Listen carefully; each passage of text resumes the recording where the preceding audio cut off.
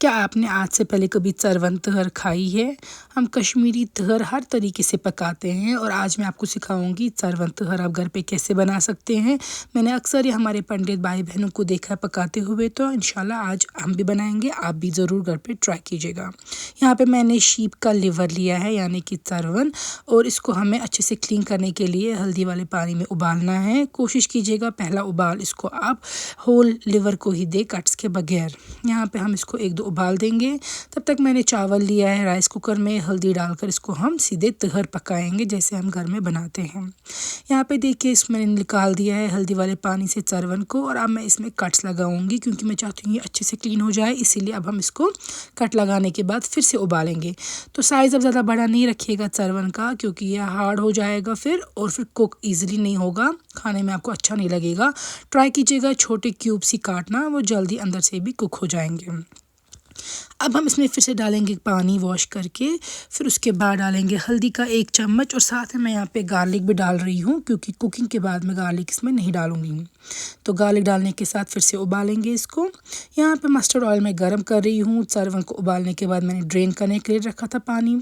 उसके बाद अब इसको फ्राई करेंगे हम मस्टर्ड ऑयल पे। चरवन को आपको फ्राई करना है अच्छे से। आपको लग जाएगा कि इसका कलर चेंज होने लग गया है, तो तब जाकर आपको इसमें फिर मसाले डाल देने हैं।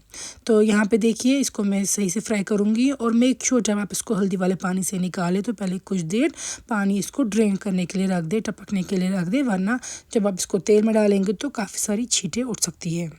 यहाँ पे आप देख सकते हैं चरवन का कलर काफ़ी चेंज हो चुका है। अब मैं इसमें लाल मिर्च डालूंगी। लाल मिर्च मैंने यहाँ पे 1 चम्मच थोड़ा कम ही डाल दिया, तो बाद में मैं और एडजस्ट करूँगी, आप अपने टेस्ट के मुताबिक डाल सकते हैं। पानी डालने के साथ नमक, जिंजर पाउडर, सौंफ डाल दूँगी, और इसमें मैं डाल रही हूँ एक और चीज़, यानी कि गरम मसाला।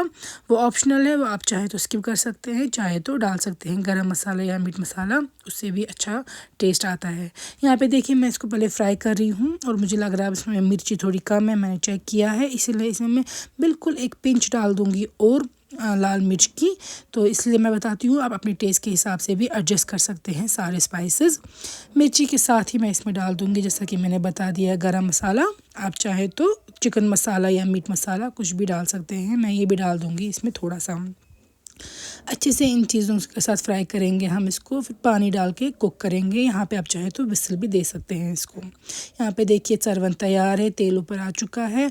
हमारी तहर भी तैयार थी, वो मैंने निकाल दी एक और बड़े बर्तन में। अब हम चरवन डाल देंगे, तेल और मसाला लेकर इसमें अच्छे से मिक्स करेंगे, और यहाँ पे देखिए हमारा चरवन तहर जो तैयार है।